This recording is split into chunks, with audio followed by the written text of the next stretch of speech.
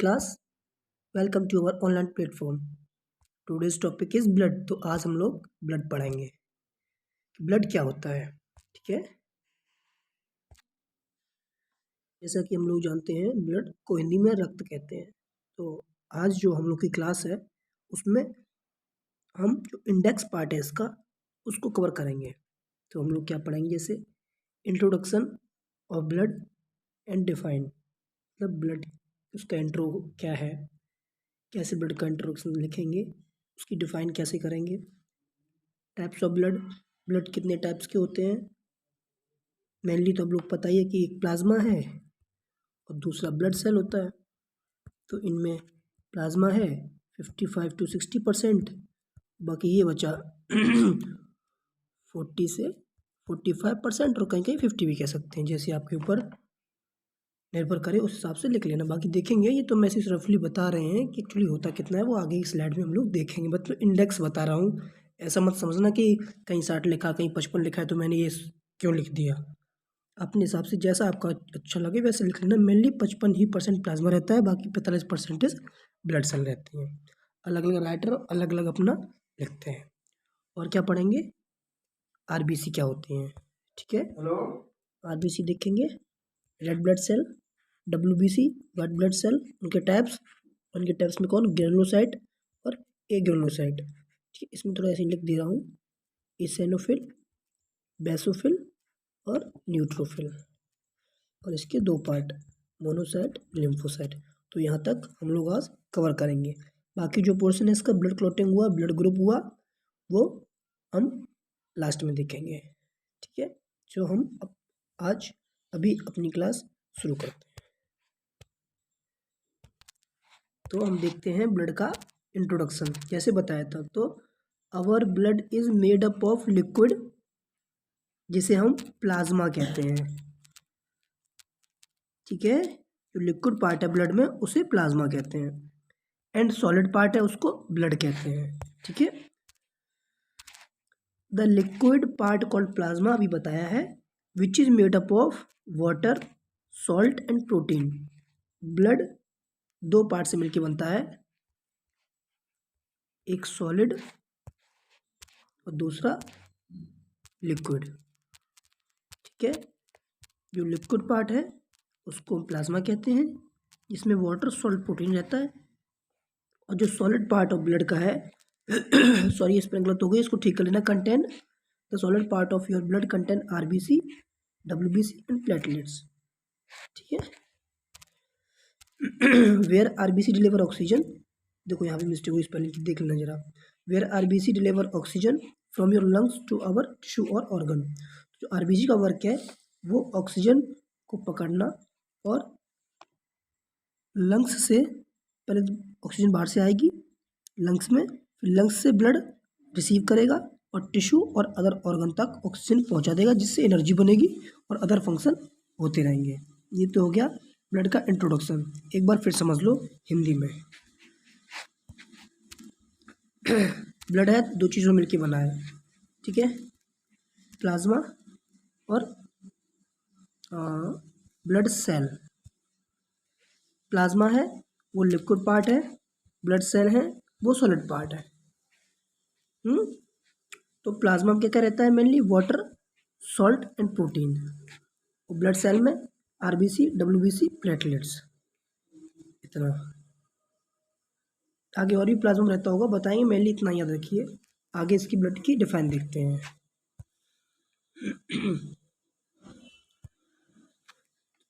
हाँ, तो ऊपर थोड़ा गायब है, ब्लड का पीएच वैल्यू रहती है 7.4, कुछ कुछ किताबें 7.35 to 7.45 भी है, लेकिन जो अप्रोक्स मानी जाती है वो 7.4 ही है।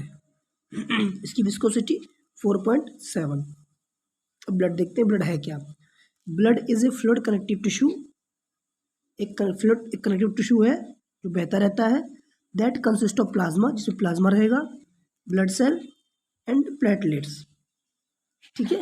इतना क्या है, blood is a fluid connective tissue, blood एक कनेक्टिव टिश्यू है जो बहता है, दैट कंसिस्ट ऑफ, जिसके अंदर plasma, blood cell and platelets पाए जाते हैं। It circulate throughout our body, blood पूरे बॉडी में सर्कुलेट करता है, डिलीवर्ड ऑक्सीजन लेकर, एंड कुछ न्यूट्रिएंट्स अलग अलग सेल में, अलग अलग टिश्यू में।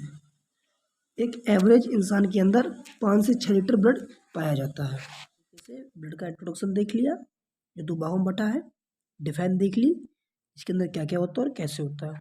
आगे देखते हैं next topic, I think RBC होना चाहिए, सॉरी ब्लड ही है, तो ब्लड के कैरेक्टरिस्टिक देख लेते हैं क्या है। तो इसमें लिखा है blood is a specialised body fluid, blood एक बॉडी फ्लूइड है स्पेशल, कंप्राइज ऑफ 4 कंपोनेंट्स, जिसमें 4 कंपोनेंट्स मेनली हमको देखने को मिलते हैं, प्लाज्मा, आरबीसी, डब्ल्यूबीसी, प्लेटलेट्स। ठीक है, ये 4 चीज़ें देखने को मिलती हैं हमको। Whole blood run through the veins and arteries, पूरा ब्लड है वो 2 चीज़ों की सहायता से पूरी बॉडी में फैलता है, आर्टरीज और वेन्स। ठीक है, तीसरा पॉइंट, होल ब्लड यानी 55% प्लाज्मा होता है और प्लस 45% ब्लड सेल होती हैं जो ब्लड का निर्माण करते हैं। ठीक है, तीसरा पॉइंट हो गया। चौथा पॉइंट देखते हैं, about 7 to 8% of total body weight is blood. वो परसेंट में याद रखो, इतना याद रखो कि 5 से 6 लीटर ह्यूमन के अंदर लीटर ब्लड पाया जाता है।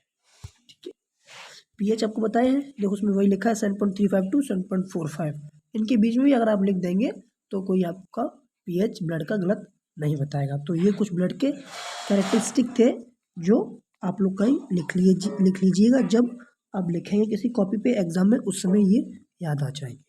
मेनली एमसीक्यू 2 ही बनते हैं इनसे, पहला ये बनेगा कितना परसेंट प्लाज्मा, कितना परसेंट ब्लड सेल, दूसरा इसका पीएच वैल्यू क्या है ये। आगे देखते हैं। उसके बाद टाइप्स ऑफ ब्लड, तो ब्लड है बताया 2 भागों में बांटा गया है, प्लाज्मा कितना 55% और सेल्स, ब्लड सेल मतलब 45%।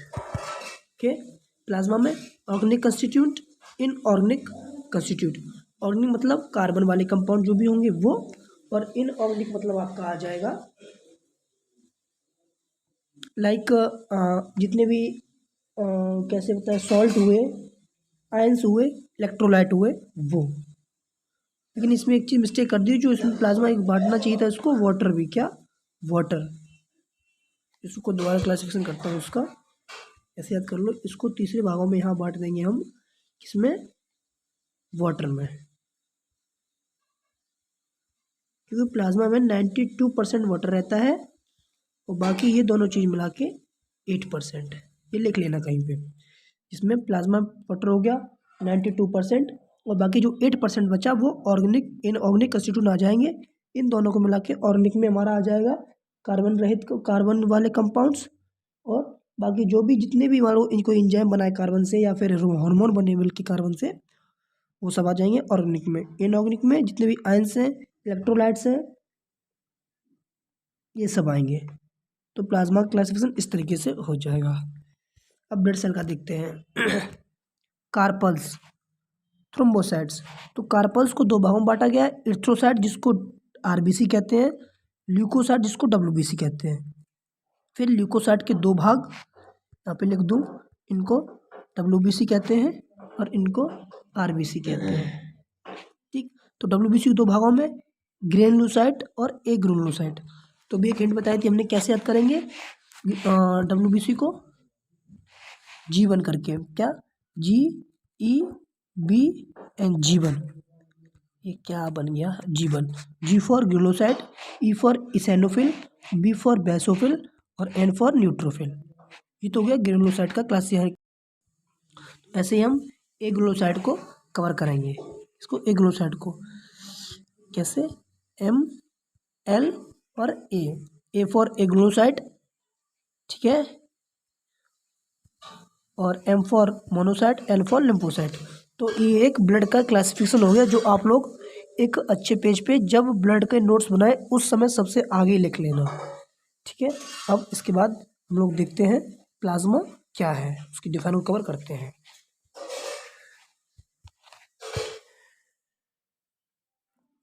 प्लाज्मा, प्लाज्मा कितना परसेंट, 55%। कौन सा पोर्शन ब्लड का? लिक्विड। ये पीछे सब बता दिया है, ठीक है। अरे यार ये LIQ/UID दोबारा लिख के दे रहा हूँ ये तो। LIQ/UID लिक्विड पार्ट है, ठीक है। और कितना? 55%। इसके अंदर हमारे आयंस, हार्मोन, एंजाइम सब कुछ आ जाएंगे। तो liquid part of blood is said to plasma. लिखा है जो लिक्विड पार्ट है ब्लड के अंदर वो प्लाज्मा है। इट इज स्ट्रॉ कलर्ड, यानी जैसे भूसा होता है जानवर खाते हैं उस तरीके से रहता है रंग इसका। विस्कस ब्लड है, गाढ़ा है। 90 से 92% क्लासिफिकेशन बताया मैंने। वाटर कितना रहता है? 90 से 92% पानी रहता है प्लाज्मा में। एंड कुछ प्रोटीन रहती हैं जो 6 से 8% रहती हैं। उसमें हार्मोन भी आ जाएंगे, एंजाइम भी आ जाएगा, आयंस आ जाएंगे, यूरिया आ जाएगी, इलेक्ट्रोलाइट आ जाएंगे, सब आ जाएंगे। तो ये चीज़ मैंने पीछे बता दी थी। जैसे ये देखो किसी ने बताया है, ये हमारा ब्लड है। जब ब्लड को हमने बाहर निकाला तो इसमें 55% हमारा प्लाज्मा रहा और 45% हमारे ये रहे। तो इस तरीके से प्लाज्मा इतना बहुत है। आगे देखते हैं इसके बाद और क्या है इसमें। क्लासिफिकेशन ऑफ प्लाज्मा, जैसे अब जो चीज़ बताइए थोड़ा क्लासिफिकेशन देख लेते हैं इसका।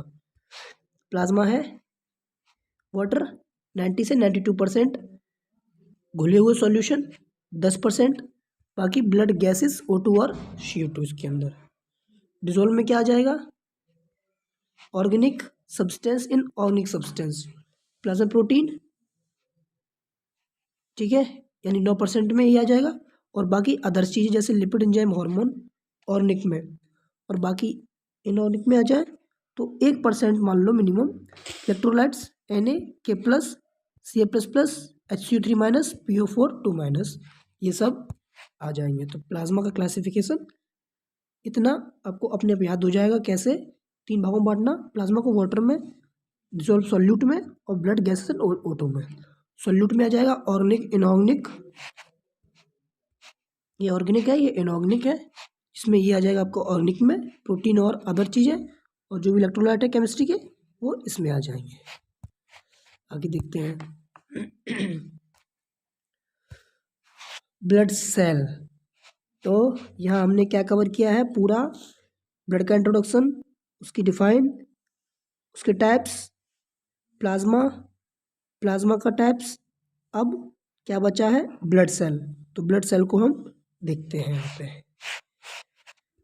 स्टार्टिंग में हम लोगों ने ब्लड को 2 भागों में बांटा था, इसमें प्लाज्मा में और ब्लड सेल में। प्लाज्मा पीछे कवर कर दिए हैं। अब ब्लड सेल को देखते हैं। तो ब्लड सेल को 3 पार्ट में बांटा गया है, RBC, WBC, प्लेटलेट्स। RBC मतलब रेड ब्लड सेल, WBC मतलब वाइट ब्लड सेल, और प्लेटलेट्स मतलब प्लेटें, जो हम कहते हैं प्लेटलेट्स, ऐसे याद रखो, ओके। उसके बाद RBC को तो भाई किसी नहीं बांट सकते क्योंकि वो खुद ही लाल होता है। क्यों? क्योंकि उसमें हीमोग्लोबिन पाया जाता है, इस वजह से।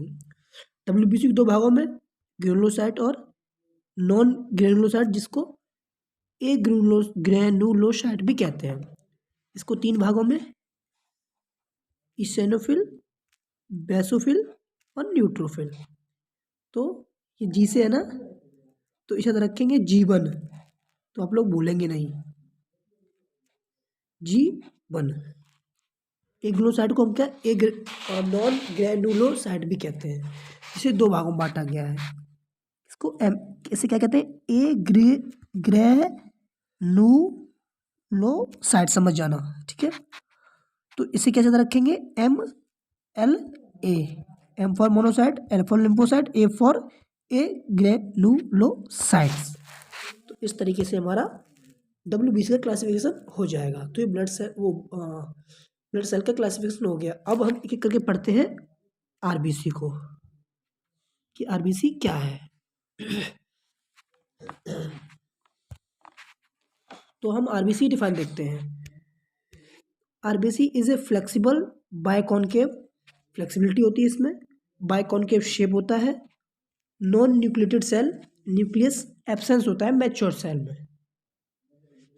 That have an average life span, जो 120 दिन तक जिंदा रह सकती है।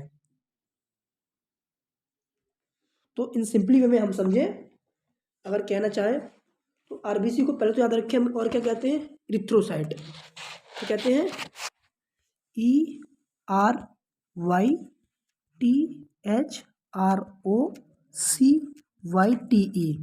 इरिथ्रोसाइट। हाँ, यानी रेड ब्लड सेल। साइट मतलब सेल, इरिथ्रो मतलब red. Life span 120 days. Okay, तो डिफाइन मेनली इतनी ही बहुत है एक लाइन में, एक नंबर के लिए। आगे और आरबीसी के बारे में देखते हैं।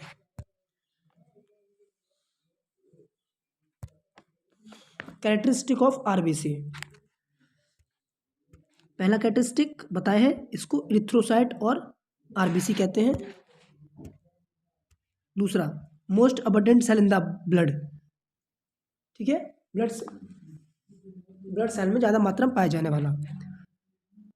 4 मिलियन से 6 मिलियन पर माइक्रोलीटर में ब्लड में हमको आरबीसी मिल जाएंगी। फॉर्म्ड इन कहाँ बनती है, बोन मैरो में। मैच्योर सेल है आरबीसी की, उसमें न्यूक्लियस एब्सेंट रहता है। लाइफ स्पैन 120 दिन इसकी ज़िंदगी रहती है। इसमें पाया जाता है हीमोग्लोबिन, जिसकी वजह से ये लाल होता है, और उसमें प्रोटीन पाया जाता है, उसके अंदर आयरन यानी Fe2+। Haemoglobin carries oxygen, oxygen carry करता है फ्रॉम द लंग्स से to the rest of body में, और फिर CO2 ब्लड में बाइंड हो जाती है, चिपक जाती है, और वापस लंग्स द्वारा हम बाहर फेंक देते हैं। ये प्रोसेस हीमोग्लोबिन ही करवाता है। तो ब्लड में अगर हीमोग्लोबिन, वो आरबीसी में अगर हीमोग्लोबिन नहीं होगा तो ऑक्सीजन नहीं होगी, ऑक्सीजन नहीं होगी, एनर्जी नहीं मिलेगी, एनर्जी नहीं मिलेगी, ऊपर पहुंच जाओगे। तो इस वजह से आरबीसी में हीमोग्लोबिन का होना बहुत ज़रूरी है। मेनली हीमोग्लोबिन 14 से 16 ग्राम जो भी यूनिट है वो देख लेना, जब रिपोर्ट निकलवाते हैं उसमें रहता है। आगे और देखते हैं ब्लड के बारे में थोड़ा सा।